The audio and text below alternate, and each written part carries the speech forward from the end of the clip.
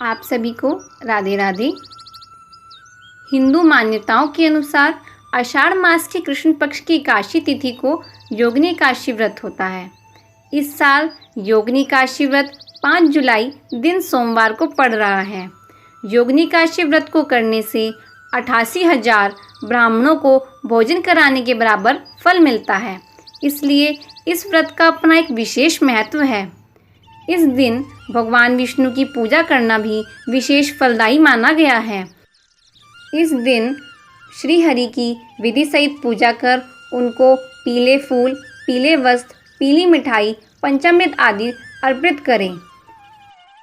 एक बार धर्मराज युधिष्ठिर श्री कृष्ण से कहने लगे कि हे भगवान, आप मुझे आषाढ़ कृष्ण एकादशी का महात्म्य सुनाएं। श्री कृष्ण बोले, हे पांडुपुत्र युधिष्ठिर, आषाढ़ कृष्ण एकादशी का नाम योगिनी एकादशी है। इसके व्रत से समस्त पाप नष्ट हो जाते हैं। मैं तुमसे पुराणों में वर्णन की हुई कथा कहता हूँ, ध्यानपूर्वक सुनो। स्वर्गधाम की अलकापुरी नामक नगरी में कुबेर नाम का एक राजा राज्य करता था।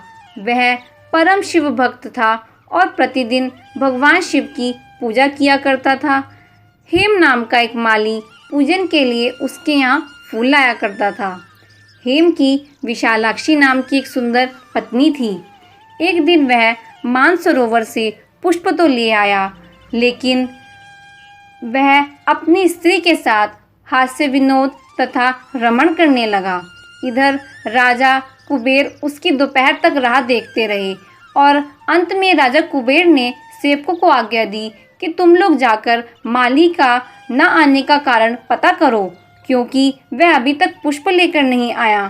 सेवकों ने कहा कि महाराज, वह पापी अति कामी है, अपनी स्त्री के साथ हास्य विनोद और रमण कर रहा होगा। यह सुनकर कुबेर ने क्रोधित होकर उसे बुलवाया। हेममाली राजा के भय से कांपता हुआ उपस्थित हुआ।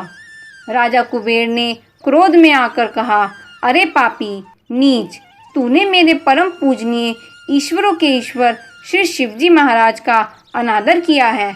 इसलिए मैं तुझे श्राप देता हूँ कि तू स्त्री का वियोग सहेगा और मृत्युलोक में जाकर कोढ़ी होगा। कुबेर के श्राप से हेममाली का स्वर्ग से पतन हो गया और वह उसी क्षण पृथ्वी पर गिर गया। भूतल पर आते ही उसके शरीर में श्वेत कोढ़ हो गया। उसकी स्त्री भी उसी समय अंतर्ध्यान हो गई। मृत्युलोक में आकर माली ने महान दुख भोगे। भयानक जंगल में जाकर बिना अन्न और जल के भटकता रहा।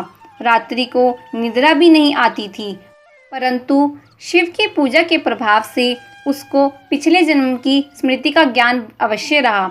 घूमते घूमते एक दिन वह मार्कंडेय ऋषि के आश्रम में पहुंच गया, जो ब्रह्मा से भी अधिक वृद्ध थे और जिनका आश्रम ब्रह्मा की सभा के समान लगता था। हेममाली वहां जाकर उनके पैरों में पड़ गया। उसे देखकर मार्कंडेय ऋषि बोले, तुमने ऐसा कौन सा पाप किया है जिसके प्रभाव से ये हालत हो गई है। हेममाली ने सारा वृत्तांत कह सुनाया। यह सुनकर ऋषि बोले, निश्चित ही तूने मेरे सम्मुख सत्य वचन कहे हैं, इसलिए तेरे उद्धार के लिए मैं एक व्रत बताता हूँ। यदि तू आषाढ़ मास के कृष्ण पक्ष की योगिनी एकादशी नामक एकादशी का विधि पूर्वक व्रत करेगा तो तेरे सब पाप नष्ट हो जाएंगे। यह सुनकर हेममाली ने अत्यंत प्रसन्न होकर मुनि को साष्टांग प्रणाम किया। मुनि ने उसे स्नेह के साथ उठाया। हेममाली ने मुनि के कथा अनुसार विधि पूर्वक योगिनी एकादशी का व्रत किया। इस व्रत के प्रभाव से अपने पुराने स्वरूप में आकर वह अपनी स्त्री के साथ सुखपूर्वक रहने लगा। इस एकादशी व्रत को श्रद्धापूर्वक करने से व्यक्ति को कुष्ठ रोग से मुक्ति मिल जाती है।